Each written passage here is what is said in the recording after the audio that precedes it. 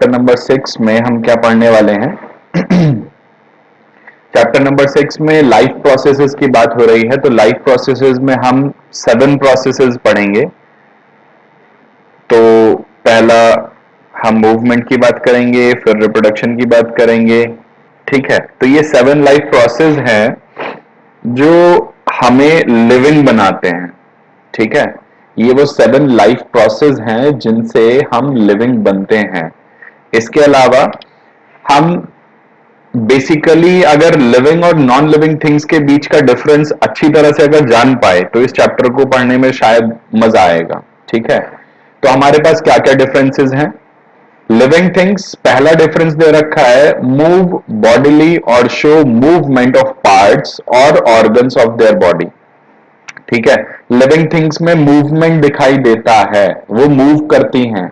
ठीक है, उनके बॉडी पार्ट मूवमेंट शो करते हैं। लेकिन नॉन लिविंग थिंग्स की बात करें तो वहां पर मूवमेंट उनके अपने आप से नहीं होता। मूवमेंट शो कर सकती हैं लेकिन वो अपने आप से मूव नहीं होती। जैसे एक एग्जांपल लेते हैं, मान लीजिए कोई हमारे घर में कोई पेट है, हमारे यहाँ कैट, डॉग, कुछ भी हो सकता है, वो खुद से इधर से उधर घूमता फिरता रहेगा। ठीक, लेकिन हमारे घर में बाइक है, कार है, मूव वो भी करेंगी लेकिन वो खुद से नहीं करती हैं।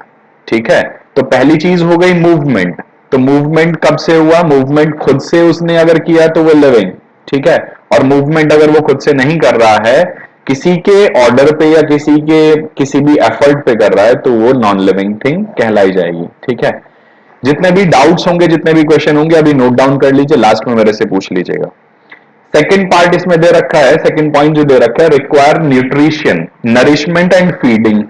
ठीक है, तो इन्हें न्यूट्रिशन की जरूरत पड़ती है। और जो नॉन लिविंग थिंग्स हैं, जैसे मान लीजिए एक एग्जांपल लेते हैं, आपके घर जिन ब्रिक्स से बना हुआ है, जो डोर विंडोज हैं जो जिस लकड़ी से बने हुए हैं, क्या आज के टाइम में उन्हें किसी भी तरह का न्यूट्रिशन कोई जरूरत है?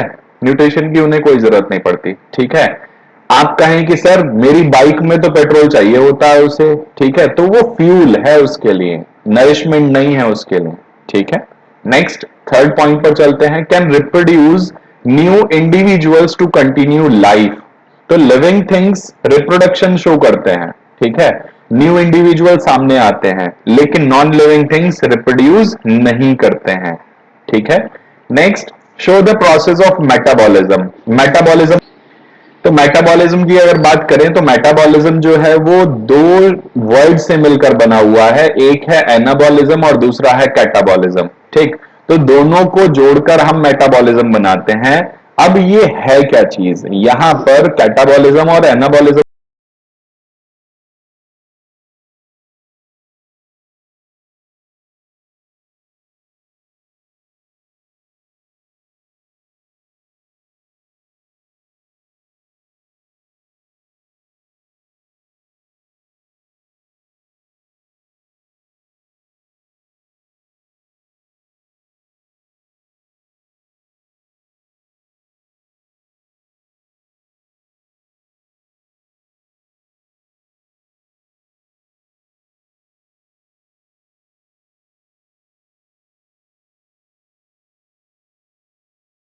जब डाइजेशन की बात होती है तो जो बड़े मॉलिक्यूल्स होते हैं उनको छोटे मॉलिक्यूल्स में तोड़ा जाता है। ठीक है, अब उन छोटे मॉलिक्यूल से फिर कुछ नया बड़ा बनाया जाएगा, तो इस प्रोसेस को हम मेटाबॉलिज्म बोलते हैं। कैटाबॉलिज्म का मतलब होता है टूटना और एनाबॉलिज्म का मतलब होता है फिर से कुछ नया जुड़ना। रिस्पॉन्ड टू एक्सटर्नल स्टिमुलाई, तो फिफ्थ पॉइंट दे रखा है, कोई भी बाहर से स्टिमुलस होगा। स्टिमुलस का मतलब होता है कोई भी ऐसा रिएक्शन जिस पर लिविंग थिंग्स रिएक्ट करते हैं। जैसे मान लीजिए आपने टच मी नॉट का नाम सुना होगा, छुई मुई का जो पेड़ होता है, पौधा होता है, अगर उसे टच करते हैं तो वो रिस्पॉन्स करता है। ठीक है, ऐसे ही आप किसी के थप्पड़ मार देंगे तो वो आपको रिस्पॉन्स करेगा। तो ये सारी चीजें क्या हैं? स्टिमुलाई हैं। इसके अलावा ठंड लगना, गर्मी लगना, पसीना आना, ये सब के सब स्टिमुलस हैं। ठीक है, स्टिमुलस सिंगुलर है और स्टिमुलाई प्लूरल है। ठीक है, तो ऐसे ही नॉन लिविंग्स में दे रखा है, they have no power to respond to stimuli. तो स्टिमुलाई के लिए वो रिस्पॉन्स नहीं करते हैं। अब कोई कहे कि सर मेरा टच स्क्रीन मोबाइल जब मैं उसे टच करता हूं वो चल पड़ता है, ठीक, तो वहां पर वो उसका एक फंक्शन है। स्टिमुलस का मतलब कोई ऐसा रेस्पॉन्स नहीं है। जैसे मान लीजिए जब आप मोबाइल को टच करेंगे तब भी वो ठीक वैसे ही चलेगा, अगर कोई दूसरा उसे टच करेगा तब चलेगा, ठीक है। पबजी आपके मोबाइल में आप खेलें या कोई दूसरा खेले, गेम वैसा ही रहेगा। लेकिन किसी इंसान के थप्पड़ कौन मार रहा है इससे फर्क पड़ेगा उसके रिस्पॉन्स में। अगर उससे कमजोर ने थप्पड़ मारा है तो वो पीट देगा, ठीक। अगर ज्यादा मजबूत ने उसके थप्पड़ मारा है तो फिर वो रेस्पॉन्स उसी हिसाब से करेगा। तो स्टिमुलाई का मतलब या रेस्पॉन्स का मतलब हमारा यहां पर ये है। सिक्स पॉइंट दे रखा है, they can respire, that is they take in oxygen and give out carbon dioxide. तो वो रेस्पिरेशन करते हैं। मैंने यहां पर इनहेल और एक्सहेल नहीं लिखा हुआ है, मैंने रेस्पिरेशन लिखा हुआ है। दे रेस्पायर, रेस्पिरेशन का मतलब होता है ब्रीदिंग के बाद का प्रोसेस, जिसकी प्रेजेंस में या ब्रीदिंग के बाद जो हमने ऑक्सीजन इकट्ठा की है उससे हम अपने डाइजेशन या जितने भी फूड पार्टिकल्स या जितने भी कंपोनेंट्स हमने डाइजेस्ट किए थे या खाए हैं उनका एक रिएक्शन शुरू होना, जिनसे हम उसमें से एनर्जी निकाल सकते हैं, ठीक है। तो लिविंग थिंग्स तो रेस्पायर करेंगी, लेकिन non living thing respiration show नहीं करते हैं, ठीक है। वो एक प्रोसेस है जिसमें उन्हें ऑक्सीजन की जरूरत पड़ती है और जो बाहर निकलता है वो carbon dioxide, carbon monoxide, sulphur dioxide, nitrous dioxide कुछ भी हो सकता है, ठीक है। लास्ट सेवेंथ पॉइंट इसमें दे रखा है, they have a definite cycle, ठीक है। उनकी एक लाइफ साइकिल है। डेफिनेट का मतलब एक पर्टिकुलर, मतलब आज जैसे इंसान की बात करें तो एवरेज 75 ईयर्स की उसकी लाइफ स्पेन है ना। लेकिन अगर हम नॉन लिविंग्स की बात करें तो उनका कोई डेफिनेट लाइफ साइकिल नहीं है। पता चला कोई एक मकान बना हुआ है पिछले 100 साल से, वो मकान ऐसे का ऐसे ही है, अगर उस पर किसी ने कोई भूकंप वगैरह कुछ नहीं आया या किसी ने तोड़ा नहीं, ठीक। Next, what are life processes, life process होते क्या हैं। तो यहां दे रखा है there are certain basic vital processes. ये डेफिनेशन जैसे लिखी हुई है ना, अगर आप इसे वैसे का वैसे तैयार कर लेंगे तो यकीन मानिए there are certain basic vital processes. Basic का मतलब होता है फंडामेंटल, शुरुआती। वाइटल का मतलब होता है बहुत जरूरी। which are essential for an organism to stay healthy and to maintain the proper functioning of the body organ system।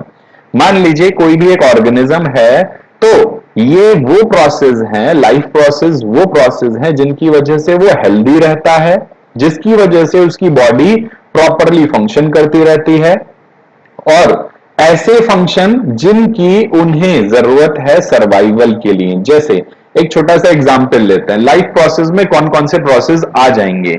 Life process में आपके जो बॉडी की ग्रोथ है वो आता है, ठीक। आपके सेल्स जो डैमेज हो रहे हैं उनकी मेंटेनेंस आती है, नए सेल का बनना आता है, ठीक। इसके अलावा ब्लड का बनना, ब्लड जो आरबीसीज हैं, डब्ल्यूबीसीज हैं, और इसके अलावा प्लेटलेट्स हैं, तो इन सब का बनना ये लाइफ प्रोसेसेस में आता है।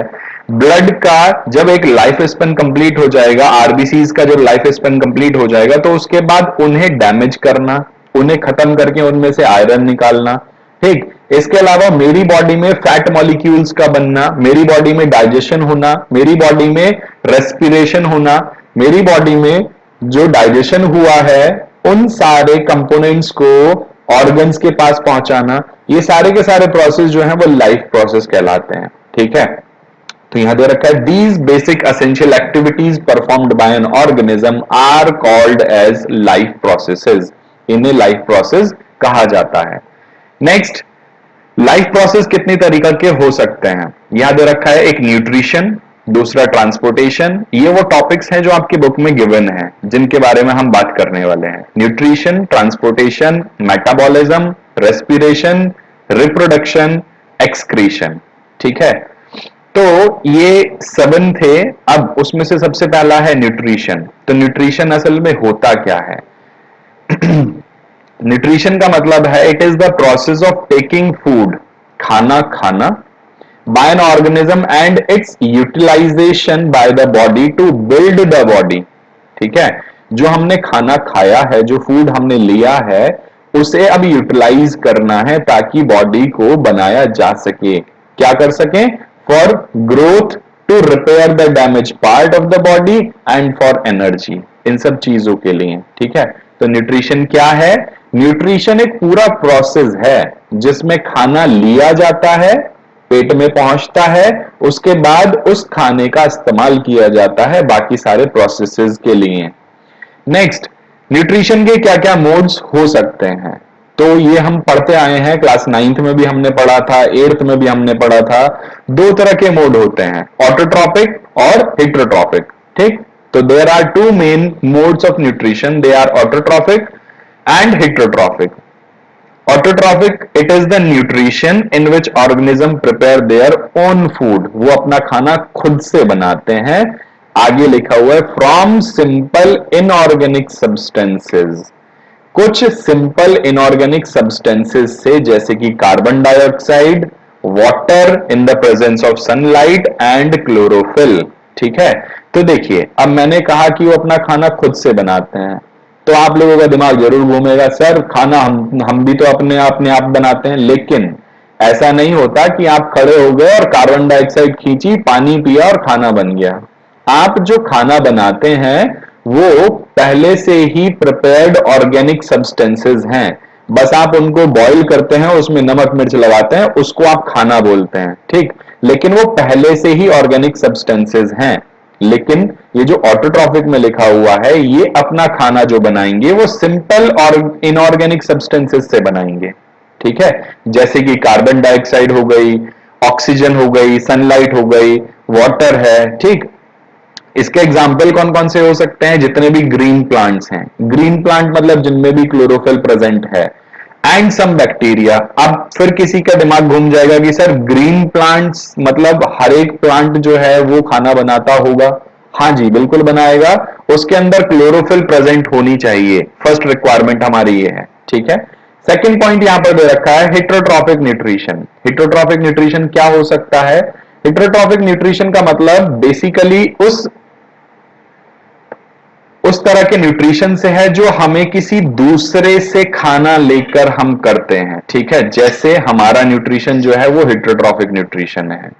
तो हमारा न्यूट्रिशन मतलब जितना भी खाना हम खाते हैं, तो उसमें क्या आ जाता है, हम चाहे बाहर से कुछ भी खाएं, हम रॉ मटेरियल लेकर आते हैं, जैसे फ्रूट्स, जैसे वेजिटेबल्स, जो कि पहले से ही ऑर्गेनिक सब्सटेंसेस हैं, ऑर्गेनिक कंपाउंड हैं, उनको हम अपने लिए प्रिपेयर करते हैं और खाते हैं। ठीक है, तो इसमें ये हम इनडायरेक्टली प्लांट से लेते हैं। किससे लेते हैं? ये सब कुछ हम प्लांट्स से लेते हैं। ठीक है, नेक्स्ट, कुछ प्लांट्स की जगह एनिमल्स से भी लेते हैं भाई, कुछ जो कार्निवोरस होते हैं, है ना, जो मांस मछली खाने वाले हैं, उन्हें एनिमल से मिलता है। ठीक है, तो यहां दे रखा है हेटेरोट्रॉपिक न्यूट्रिशन कौन सा होता है। सारे एनिमल्स, सारे फंगस और सारे बैक्टीरिया, ये हेटेरोट्रॉपिक न्यूट्रिशन को फॉलो करते हैं। ठीक है, हेटेरोट्रॉपिक न्यूट्रिशन कितने तरह के हो सकते हैं? इसमें आगे दे रखा है there are 3 types of heterotrophic nutrition. 3 तरह के हेटेरोट्रॉपिक न्यूट्रिशन हो सकते हैं, सैप्रोफाइटिक, पैरासिटिक और होलोजोइक। ये क्या क्या है एक एक करके हम आगे जानेंगे। सेप्रोफाइटिक न्यूट्रिशन क्या होता है? सेप्रोफाइट्स का मतलब होता है जो डेड डिकेइंग एनिमल्स पे जिंदा रहते हैं। ठीक है, तो पढ़ते हैं, it is the nutrition in which organism gate their food from dead and decaying organisms. तो अपना खाना उन्हें कहां से मिलेगा? डेड और डिकेइंग ऑर्गेनिज्म से मिलेगा। ठीक है, they break down the food material outside their body and then absorb it. वो अपने खाने को या अपने फूड मटेरियल को और सिंपल पार्टिकल्स में ब्रेक डाउन करते हैं और खाने के बाद उन्हें जो भी एब्जॉर्ब करना होता है करते हैं और उसके बाद वो एक्सक्रीट कर देते हैं। ठीक है, एग्जाम्पल क्या है? मशरूम। मशरूम कभी भी आपको किसी सही साफ सुथरी जगह नहीं मिलेगा। मशरूम जब भी मिलेंगे आपको गले सड़ी जगह चीज, मतलब किसी भी कोई गला हुआ पेड़ होगा उसके ऊपर मशरूम उगाएगा। ठीक है, ब्रेड मोल्ड, जब ब्रेड बिल्कुल सही था ना तो ये ब्रेड मोल्ड वहां नहीं दिखाई देगा। ठीक है, जब ब्रेड सड़ने लगेगा, खराब हो जाएगा, उसके ऊपर फंगस दिखाई देने लगेगी, तब आपको वो जो ऑर्गेनिज्म वहां दिखाई देंगे ब्राउनिश कलर के या ग्रेडिश कलर के, वो ब्रेड मोल्ड कहलाते हैं। ठीक है, नेक्स्ट, ईस्ट। ये भी कुछ वैसा ही है जो ब्रेड पे दिखाई देता है हमें। नेक्स्ट कुछ और बैक्टीरिया हैं जो सेप्रोफिटिक न्यूट्रिशन में आते हैं। नेक्स्ट है पैरासिटिक न्यूट्रिशन। पैरासाइट का मतलब होता है किसी दूसरे की बॉडी पर रहना और अपना न्यूट्रिशन उसी से लेना, ठीक है। तो यहां लिखा हुआ है is the nutrition in which organisms get their food from living organisms. तो अपना खाना दूसरे ऑर्गेनिज्म से वो लेते हैं जिसे हम होस्ट बोलते हैं, ठीक है। तो होस्ट का मतलब जो मेहमानबाजी कर रहा है, जैसे आपने बिग बॉस पे सुना होगा कि मैं सलमान खान आपका होस्ट, है ना। तो वो क्या कर रहा है, वो आपको वहां पर सर्विसेज प्रोवाइड कर रहा है। तो ऐसा ऑर्गेनिज्म जो किसी दूसरे ऑर्गेनिज्म के लिए सर्विसेज दे रहा है, मतलब उसके खाने पीने की व्यवस्था कर रहा है इनडायरेक्टली, उसे क्या बोलेंगे, होस्ट बोलेंगे, ठीक है। पैरासाइट मारते नहीं है, जिसके ऊपर भी रहते हैं, ठीक है। जैसे हमारी बॉडी में बहुत सारे पैरासाइट्स रहते हैं। जैसे हमारी बॉडी के अंदर आपने सुना होगा, डॉक्टर कहता है कि क्या आपने डीवर्मिंग की दवाई खाई थी, कीड़ों की दवाई खाई थी, है ना। तो वो जो डीवर्म करने का जो प्रोसेस है ना, उसमें हम क्या कर रहे हैं, पैरासाइट्स को मार रहे हैं। तो पैरासाइट क्या है, वो जो वर्म्स हैं, वो जो हमारे पेट के अंदर कीड़े हैं, वो हमारे लिए पैरासाइट हैं। इसके अलावा और बहुत सारे पैरासाइट्स हो सकते हैं, जैसे अगर किसी के सर में लाइस हो तो, है ना, जुएं हो तो वो पैरासाइट होती हैं। इसके अलावा जितने भी वाइल्ड एनिमल्स हैं उनकी बॉडी पर बहुत सारे पैरासाइट्स रहते हैं, ठीक है। एग्जाम्पल दे रखा है कसकटा। कसकटा क्या है, ये आपने पेड़ पे बेल लटकी हुई देखी होगी, जिसे अमर बेल बोलते हैं। येलो कलर की वो बेल होती है, उसमें कोई पत्ते नहीं होते, उसका नाम है कसकटा, ठीक। ऐसे ही ऑर्किड, ये भी पेड़ होते हैं एक तरह के। टिक्स मतलब टिक्स लाइस, ये वही है जुएं, ठीक। लीचेस आपको पता ही है, लीच, जोंक। राउंड वर्म ये पेट के अंदर मिलते हैं, इंटेस्टाइन्स के अंदर। टेप वर्म ये भी वहीं मिलता है। प्लाज्मोडियम जो है, ये प्लाज्मोडियम बेसिकली तो ये ऐसी जगह मिलता है जहां पर पानी ज्यादा गंदा हो, लेकिन ऐसे गंदे पानी को पीने वाले के पेट में ये प्लाज्मोडियम देखने को मिलते हैं। तो जितने भी जंगली जानवर होते हैं उनके पेट में प्लाज्मोडियम देखने को मिलते हैं, ठीक है। नेक्स्ट लास्ट जो न्यूट्रिशन है वो है होलोजोइक न्यूट्रिशन। होलोजोइक न्यूट्रिशन का मतलब क्या है कि हम मतलब किसी भी ऑर्गेनिज्म की बात करें तो वो अपना खाना किसी से लेंगे, उसे डाइजेस्ट करेंगे, किसी दूसरे ऑर्गेनिज्म से खाना लेंगे वो, ठीक है। हो सकता है वो पूरे ऑर्गेनिज्म को डाइजेस्ट कर जाए, ठीक है। तो उनका जो न्यूट्रिशन होता है वो किसी दूसरा ही होता है, किसी दूसरे का खाना छीन लेंगे या किसी दूसरे को खाना बना के खा जाएंगे। जैसे एग्जाम्पल दे रखा है अमीबा, पैरामीशियम, ठीक। They take their food directly and then digest and absorb it, ठीक है। नेक्स्ट हमारे पास ये कुछ फोटोज हैं। ये रहा मशरूम, आप देख सकते हैं कितनी गंदी जगह ये मशरूम है। ये है वो अमर बेल जिसका नाम है कसकटा, ठीक। और ये है आपका अमीबा। तो अमीबा क्या करेगा, किसी भी चीज को, ये जो यहां पर दिखाई दे रहा है ना, इसके लेग मतलब जो इसके फीट जैसे दिखाई दे रहे हैं, इन्हें बोलते हैं सीडोपोडिया, आपको पता भी होगा। सीडो का मतलब होता है फॉल्स और पोडिया का मतलब होता है लेग्स, ठीक है। नेक्स्ट हमारे पास है न्यूट्रिशन इन प्लांट। प्लांट्स में न्यूट्रिशन कैसे होता है, तो ये हमने अभी थोड़ी देर पहले बात करी थी। फोटोसिंथेसिस या कार्बन डाइऑक्साइड की प्रेजेंस में एक प्रोसेस है जिससे हम जो प्लांट्स हैं वो अपना न्यूट्रिशन लेते हैं। तो यहां दे रखा है photosynthesis. It is the process by which plants prepare food by using carbon dioxide in water in the presence of sunlight and chlorophyll. The food prepared is carbohydrate which is stored in the form of starch. Starch की form में ये जो food है वो हम prepare कर लेते हैं, ठीक है। हम मतलब plants. Oxygen is released in this process. इस प्रोसेस में ऑक्सीजन रिलीज करी जाती है। भाई किसी की तरफ अभी भी माइक ऑन है, ऑफ कर लीजिए आराम से, फिर चाहे कितनी भी पोजीशन बदलिए किसी को पता नहीं चलेगा। Equation of photosynthesis. फोटोसिंथेसिस की इक्वेशन क्या है ये हमें पता है बहुत पहले से ही।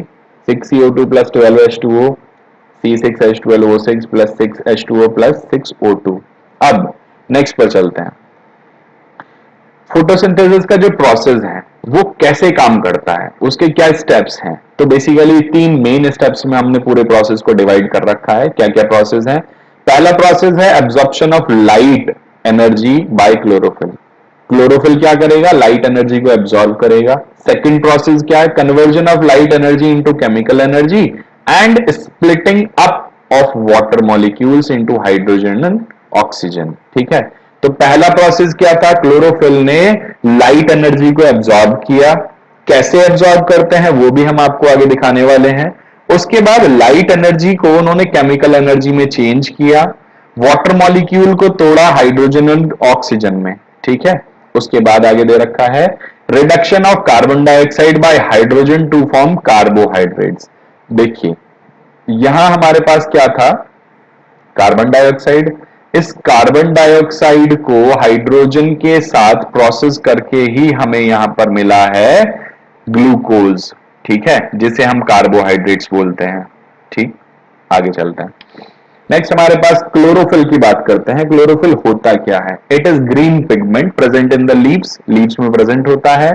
If we observe a cross section of leaf under a microscope, we can see cells containing green dots like a structure called chloroplast.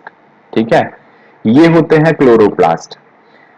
मान लीजिए ये जो फर्स्ट फोटोग्राफ आपको दिखाई दे रहा है, यहाँ फर्स्ट फोटोग्राफ में अगर आप देखेंगे तो आपको ये एक पूरे लीफ को साइड से देखा गया है, मतलब लीफ की आप साइड देख रहे हैं।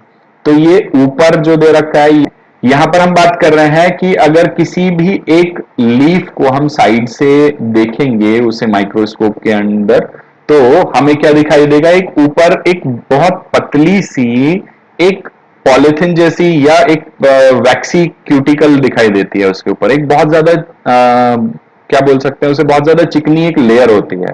ठीक, वो वैक्स की लेयर, वैक्स क्यूटिकल वहां पर बनी हुई है।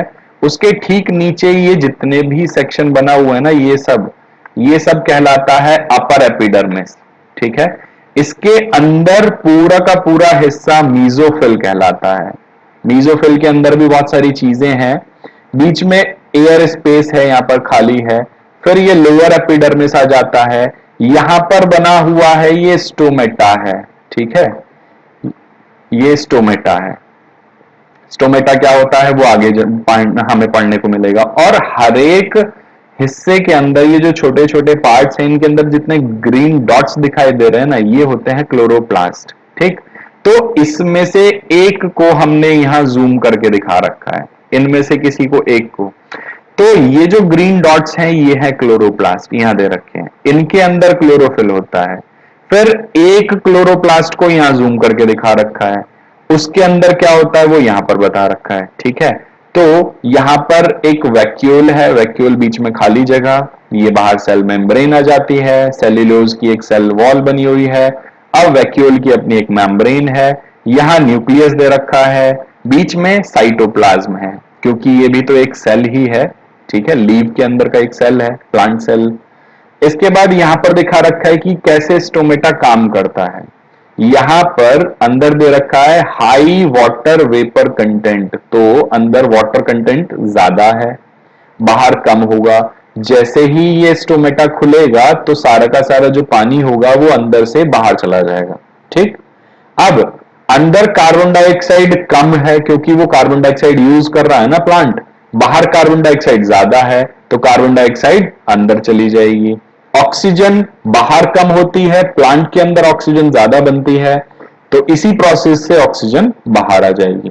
ठीक है, नेक्स्ट हमारे पास है गार्ड सेल विद क्लोरोप्लास्ट, जिसकी हम बात कर रहे थे स्टोमेटा की। ठीक है, तो यहां पर वही चीज दिखाई है, नीचे ये दे रखा है, यहां पर ये रहा। ठीक है, यहां पर ये स्टोमेटा है बीच में, इस पूरे हिस्से को हम स्टोमेटा ही बोलते हैं। ठीक है, नेक्स्ट हमारे पास क्या है, क्लोरोप्लास्ट के अंदर चलते हैं, हमने बात करी थी अभी। तो ये क्लोरोप्लास्ट के अंदर का स्ट्रक्चर है। ठीक है, तो क्लोरोप्लास्ट के अंदर यहां पर एक लिक्विड भरा हुआ है। ठीक है, जिसे स्ट्रोमा बोलते हैं। ये इसकी इनर मेम्ब्रेन हो गई, ये बीच वाली मेम्ब्रेन है इंटर मेम्ब्रेन। ठीक है, और ये बाहर वाली लेयर है आउटर मेम्ब्रेन। ये जो एक पूरा स्टैक है, ये जो पूरा एक पाइल रखा हुआ है, इसे हम ग्रैनम बोलते हैं। और इसका एक टुकड़ा जो होता है उसे थाइलाकॉइड बोलते हैं। ठीक, एक टुकड़े को थाइलाकॉइड बोलते हैं, ये जो डिस्क है। तो ये हम दिखा रहे हैं आपको क्लोरोप्लास्ट के अंदर का क्या क्या उसमें होता है। इसमें से कभी भी कोई डीप क्वेश्चंस नहीं पूछे जाते हैं। ठीक है, तो हमारे पास है स्टोमेटा, स्टोमेटा क्या होता है? स्टोमेटा हमने अभी बात करी थी कि ये एक छोटा सा दरवाजा समझ लीजिए, जिससे गैसियस एक्सचेंज भी होता है, जिससे पार्टिकल्स मतलब जो पानी है वो भी बाहर जाता है, ठीक है। तो यहाँ लिखा हुआ भी है stomata, these are tiny pores present in the leaves through which exchange of gases takes place. Each stoma has a pair of guard cell. तो हर एक स्टोमेटा यहां दे रखा है।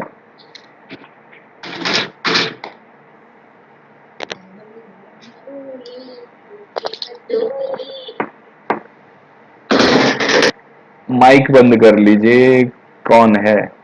यहाँ स्टोमा दे रखा है, तो यहाँ आपको लीफ के नीचे दिखाई देगा इस तरह का स्ट्रक्चर यहाँ दिखा रखा है। तो ये जो दो ग्रीन कलर के हैं इन्हें हम गार्ड सेल्स बोलते हैं, ठीक है। तो यहाँ पर दे रखा है each stoma has a pair of guard cells which control the opening and closing of the stomatal pore. When water enter the guard cell, it swells and the pore opens. And when the guard cell lose water, it shrinks and the pore closes. यहाँ दिखा रखा है जब इसके अंदर ये जो guard cell हैं, जब गार्ड सेल के अंदर जब वाटर भर जाएगा, ठीक, तो उसकी वजह से ये ओपनिंग बीच में खुल जाएगी और हम कहेंगे ओपन गार्ड सेल, ठीक है। उस टाइम पे स्ट्रोमेटा जो होता है वो खुला हुआ होता है और गैसेस एक्सचेंज उसमें हो रही होती हैं।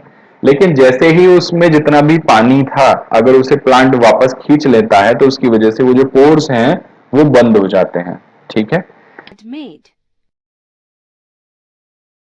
to demonstrate that carbon dioxide is needed for photosynthesis.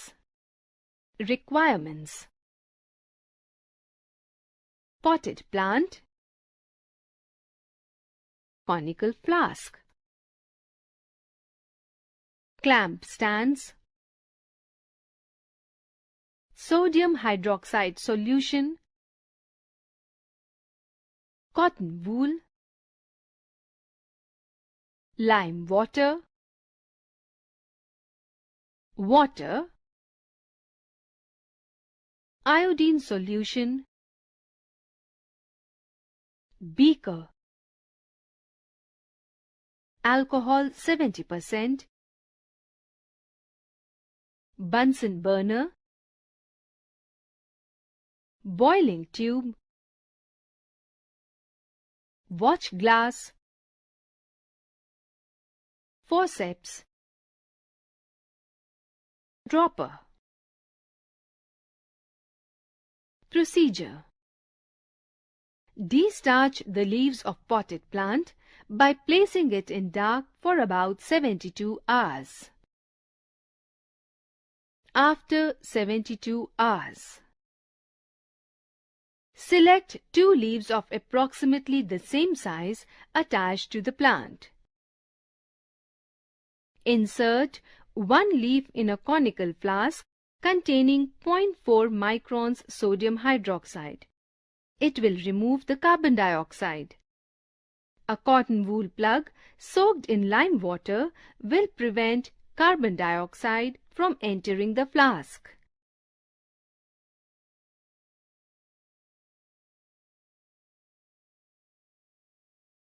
Set up the second leaf in the same way as the experimental leaf, but this time use water instead of the sodium hydroxide. Plug the flask with cotton wool soaked in water.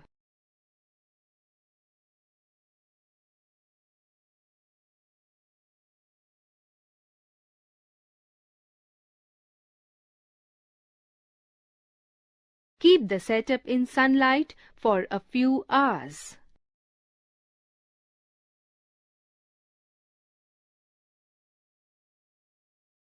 After a few hours,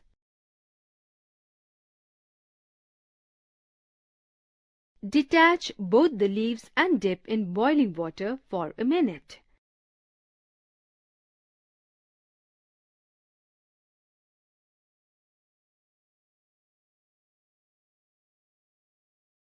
Now boil them in alcohol over a water bath till they decolorize.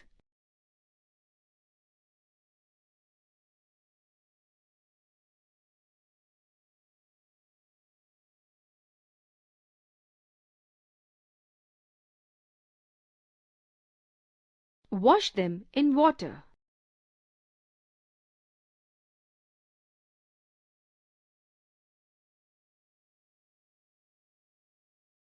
Then test with iodine.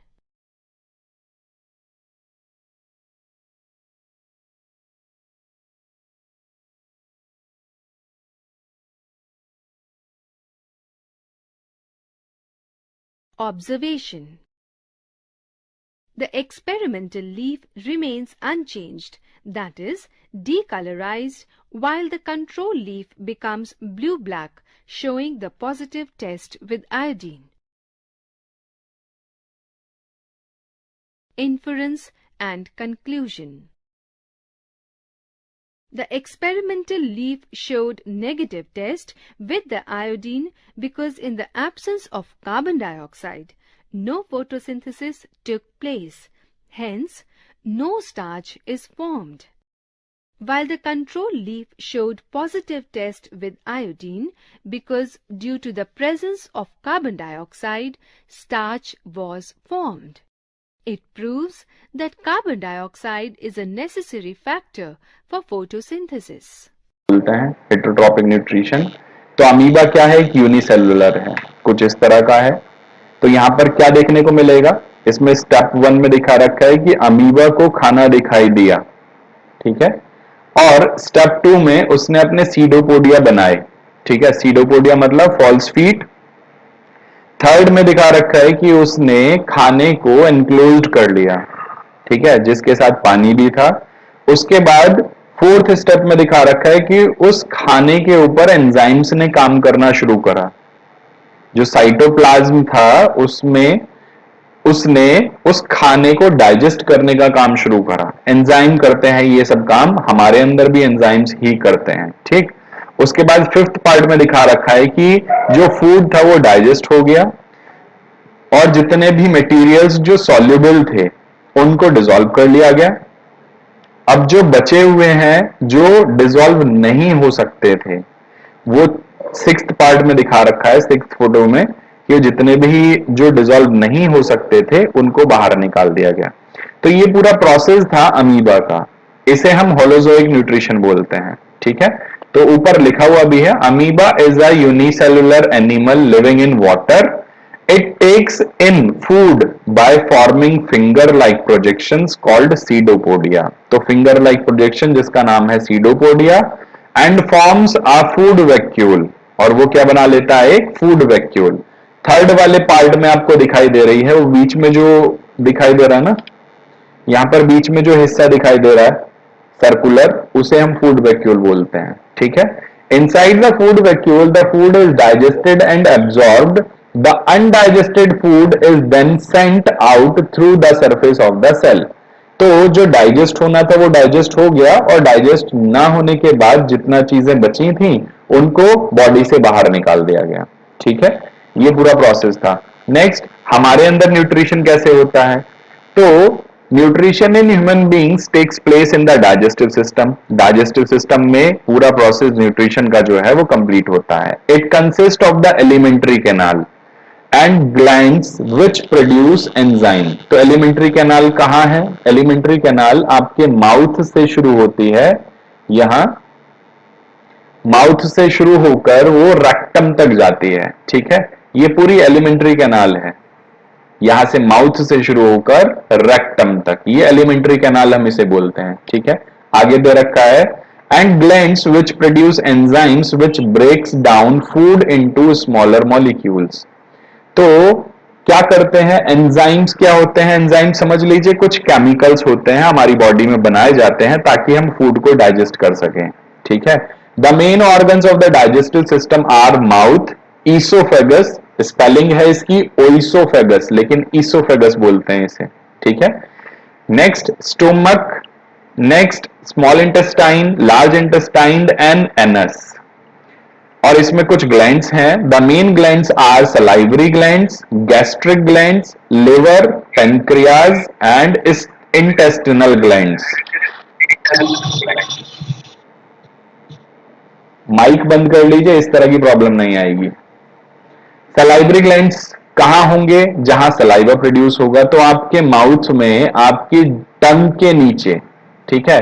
और अगर आप बाहर से भी touch करना चाहें तो आपके जो जबड़ा है उसके ठीक नीचे कुछ आपको ग्लैंड्स महसूस होंगे, वो सलाइवरी ग्लैंड्स कहलाते हैं, ठीक है। जब भी इनमें इन्फेक्शन हो जाता है तो आपको दर्द होता है और किसी भी चीज को इंजेस्ट करने में या निगलने में आपको तकलीफ होती है। इन्फेक्शन कैसे हो सकता है? आपने कुछ गलत खा लिया होगा, उसकी वजह से हो सकता है इन्फेक्शन, कुछ बैक्टीरियाज वहां पर आ गए होंगे, उसकी वजह से इन्फेक्शन हो सकता है। तो बहुत सारे केसेस हैं।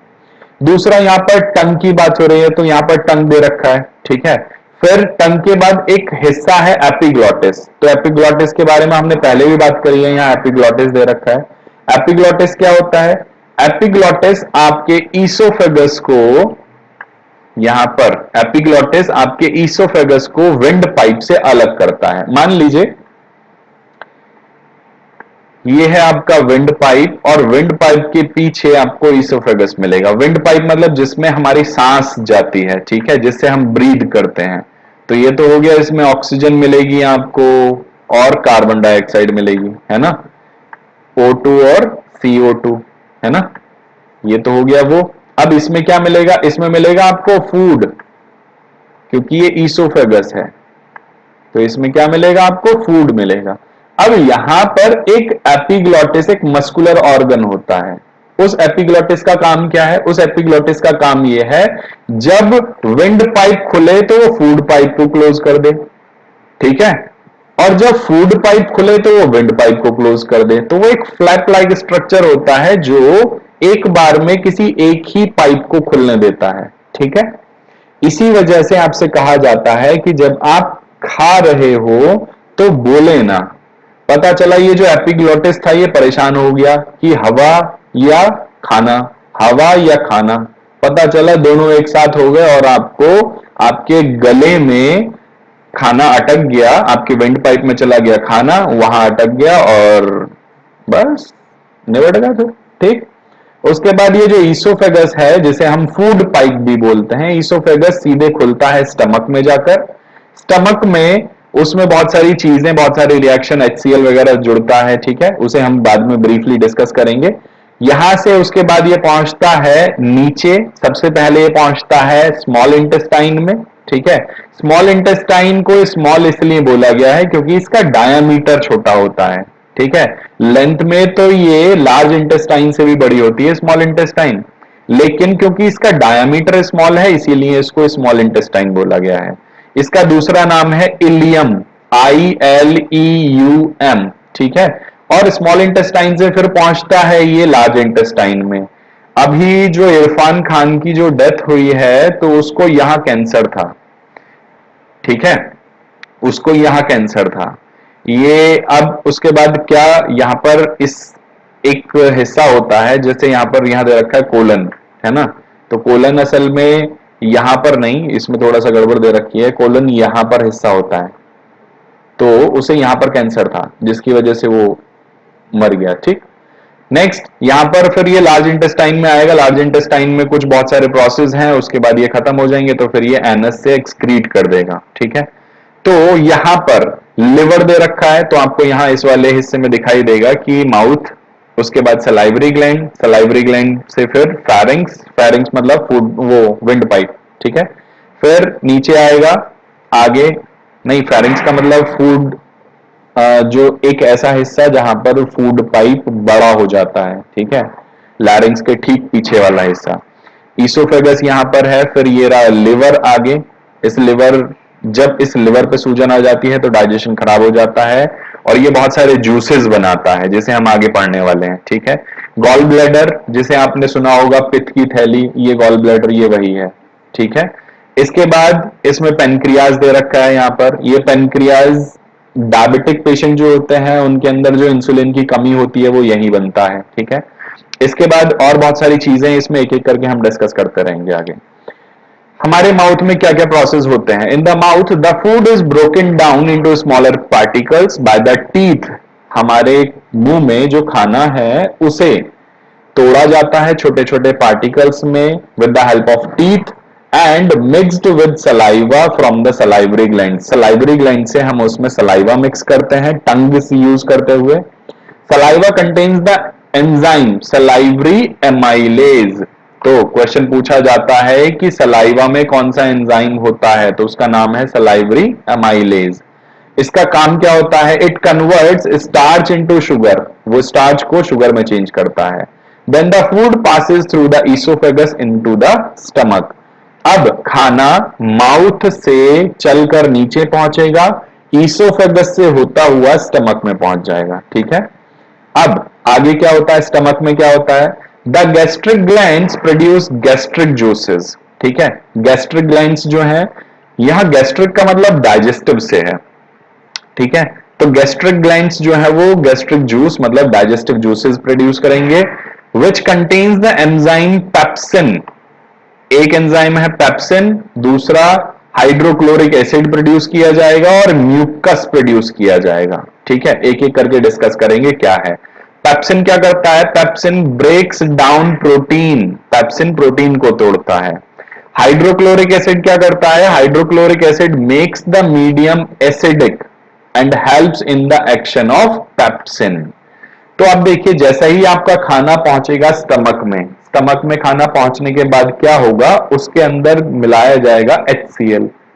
HCl जब मिलाया जाएगा तो पेप्सिन के लिए एक प्लेटफॉर्म तैयार किया जा रहा है ताकि पेप्सिन अपना काम शुरू करे। ठीक, हाइड्रोक्लोरिक एसिड जैसे ही खाने के साथ मिक्स होगा तो दो काम होंगे। पहला, मीडियम जो है वो एसिडिक हो जाएगा।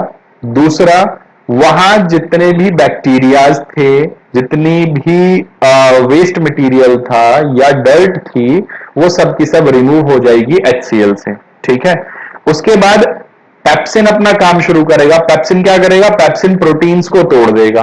ठीक है, प्रोटीन्स को छोटे छोटे पार्टिकल्स में तोड़ देगा, पेप्टोन्स बनाएगा, फिर पेप्टाइड बनाएगा, फिर और बहुत सारे अमीनो एसिड्स बनेंगे।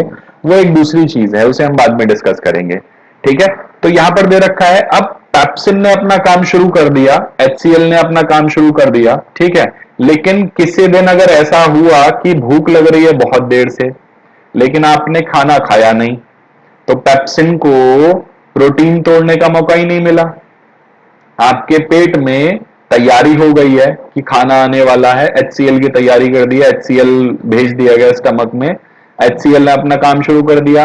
पेप्सिन वहीं था, पेप्सिन HCl से मिला तो पेप्सिन ने भी अपना काम शुरू कर दिया, लेकिन प्रोटीन्स तो है ही नहीं वहां पर। अब जब प्रोटीन नहीं है तो आपकी जो स्मॉल इंटेस्टाइन है वहां पर, ठीक, स्मॉल इंटेस्टाइन के और स्टमक के जो भी लेयर बनी हुई है जिसे हम मसल्स बोलते हैं, वो सारे के सारे पेप्सिन उससे प्रोटीन से ही तो मिलकर बने हुए हैं। क्योंकि आपने पढ़ा होगा प्रोटीन क्या होते हैं? बॉडी बिल्डिंग फूड होते हैं। तो ये जो बॉडी बिल्डिंग फूड होते हैं, इसका मतलब जितने भी मसल्स होते हैं सबके अंदर क्या मिलेगा? प्रोटीन। और पेप्सिन किस पे काम करता है? प्रोटीन पे। तो अब क्या होगा? जो पेप्सिन है वो जो प्रोटीन के रूप में आपके स्टमक की लेयर को खाना शुरू कर देगा, आपकी इंटेस्टाइन की लेयर को खाना शुरू कर देगा। ठीक, लेकिन कुदरत ने इसकी भी एक पहले से सेफ्टी कर रखी है, ऐसा ना हो। तो वो क्या करता है? पहले से ही एक म्यूकस जनरेट करके रखता है। म्यूकस क्या होता है? कि स्टिकी लेयर होती है। ये लेयर आपके स्टमक में प्रेजेंट होती है, आपके इंटेस्टाइन में प्रेजेंट होती है, ताकि अगर कभी इस तरह की स्थिति आए कि मान लीजिए खाना खाने में देर हो गई, तो उतने टाइम में पेप्सिन स्मॉल इंटेस्टाइन को ना खा ले, स्टमक को ना खा ले, तो एक लेयर होती है म्यूकस की जो पेप्सिन से स्टमक और स्मॉल इंटेस्टाइन की वॉल्स को बचाकर रखती है। ठीक है, नेक्स्ट देखते हैं। In the upper part of small intestine called duodenum. तो ड्यूडेनम में क्या होता है? स्मॉल इंटेस्टाइन का जो ऊपरी हिस्सा है, ठीक है, जहां से अभी स्टमक में से खाना पहुंचा है स्मॉल इंटेस्टाइन में। ठीक है, तो देखते हैं। The food is mixed with bile from liver and pancreatic juices. देखिए यहां पर क्या हुआ? लिवर से क्या मिला इसके अंदर? Bile juice. और पेनक्रियास से क्या मिला? Pancreatic juice. ठीक है, अब ये सब किस में मिल जाएंगे? खाने में। बाइल क्या करेगा? यहां दे रखा है, bile breaks down fat into smaller globules. Bile क्या करेगा? फैट को छोटे छोटे पार्टिकल्स में तोड़ देगा, जिन्हें हम ग्लोब्यूल्स बोल सकते हैं। ठीक है, पेनक्रियाटिक जूस क्या करेगा? It contains enzyme trypsin and lipase.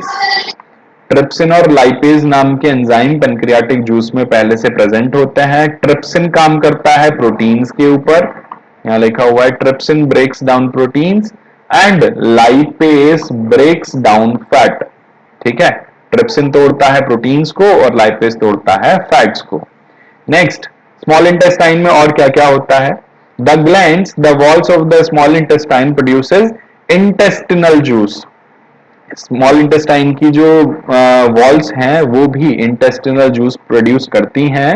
The enzymes of the intestinal juices covered, convert आएगा यहां पर, convert carbohydrate into glucose, carbohydrate को ग्लूकोज में तोड़ेंगे, फैट को फैटी एसिड में तोड़ेंगे, ग्लाइसरोल में तोड़ेंगे और प्रोटीन को तोड़ देते हैं अमीनो एसिड को। ठीक है, प्रोटीन्स फाइनली ब्रेक डाउन हो जाते हैं अमीनो एसिड्स में। The walls of the small intestine have several fingers like projection. तो उन्हें हम क्या बोलते हैं? विली या विलाई, जो भी आप बोलना चाहें। ठीक है, तो स्मॉल इंटेस्टाइन के अंदर या लार्ज इंटेस्टाइन में भी देखने को मिलते हैं ये फिंगर लाइक प्रोजेक्शन होते हैं। जैसे आपकी उंगलियां हैं इसी तरह की उसके अंदर प्रोजेक्शंस होते हैं, मतलब ऐसी शेप्स दिखाई देती हैं, उनका नाम है विलाई। ठीक है, या Willie. It helps to increase the surface area for the absorption of digested food. तो जो फूड डाइजेस्ट हो रहा है या डाइजेस्ट होने के लिए आया है उसके लिए सरफेस एरिया बढ़ा दिया जाता है ताकि वो ज्यादा डाइजेस्ट हो जाए, ज्यादा एब्जॉर्ब हो जाए। ठीक है, the digested food is absorb by the blood and transported to all cells in the body, then the undigested food passes into large intestine. तो जो फूड डाइजेस्ट हो गया है उसे तो हमने एब्जॉर्ब कर लिया, ब्लड में पहुंचा, ब्लड ने डिफरेंट डिफरेंट ऑर्गन्स के पास पहुंचा दिया। उसके बाद क्या हुआ? इसके बाद दे रखा है जो अनडाइजेस्टेड फूड था वो पहुंच गया लार्ज इंटेस्टाइन में। ठीक है, in the large intestine water is absorbed, तो वहां पर क्या होगा? लार्ज इंटेस्टाइन में वाटर एब्जॉर्ब किया जाएगा और जितने वेस्ट मटेरियल थे उनको बॉडी से बाहर निकालने की तैयारी होगी। ठीक है, तो क्वेश्चन ये पूछा जाता है कि लार्ज इंटेस्टाइन में क्या होता है, तो वहां पर वाटर एब्जॉर्प्शन होता है। ठीक है, तो नेक्स्ट, इसके अलावा यहां पर एक वीडियो है जिसके बारे में हम बाद में बात करेंगे। यहां दे रखे है पूरी एक टेबल बना रखा है, सलाइवा में अमाइलेज मिलेगा और ये स्टार्च को तोड़ देता है माल्टोज में। गैस्ट्रिक जूस में क्या क्या मिलेंगे? प्रोटीज जिसे हम पैप्सिन बोलते हैं, हाइड्रोक्लोरिक एसिड मिलेगा, ये प्रोटीन को तोड़ देते हैं पार्टली डाइजेस्टेड प्रोटीन में, मतलब प्रोटीन ब्रेक डाउन हो गए हैं छोटे मॉलिक्यूल्स में। पेनक्रियाटिक जूस में क्या मिलेगा? दूसरा ट्रिप्सिन मिलेगा। ठीक है, लाइपेस मिलेगा, एमाइलेज मिलेगा। अब यहां पर जो ट्रिप्सिन है वो प्रोटीन के ऊपर काम करेगा, लाइपेज जो है वो फैट के ऊपर काम करेगा और एमाइलेज जो है वो स्टार्च के ऊपर काम करेगा। क्या बनेगा? इससे सामने दे रखा है। इंटेस्टिनल एंजाइम्स में पेप्टाइडेज होता है, सुक्रेज होता है, लैक्टेज एंड माल्टेज। ठीक है, ये सारी चीजें याद करने वाली हैं, आपको ये याद करना पड़ेगा कि किसके प्रेजेंस में क्या ब्रेकडाउन होता है और क्या बनता है। ठीक है, जैसे जैसे हम चैप्टर पढ़ते जाएंगे एनसीईआरटी से वैसे वैसे चीजें थोड़ी और क्लियर होती जाएंगी। तो यहां पर आज के लिए बस इतना ही था और कल जब हम शुरू करेंगे तो इसमें हम शुरू करने वाले हैं इसके एनसीईआरटी से। तो कोशिश कीजिएगा कि एनसीईआरटी से जितनी भी चीजें हैं आज घर से देख लें कम से कम कि पूरे चैप्टर में है क्या क्या। ठीक है, कल हम word to word line to line पढ़ेंगे उसे और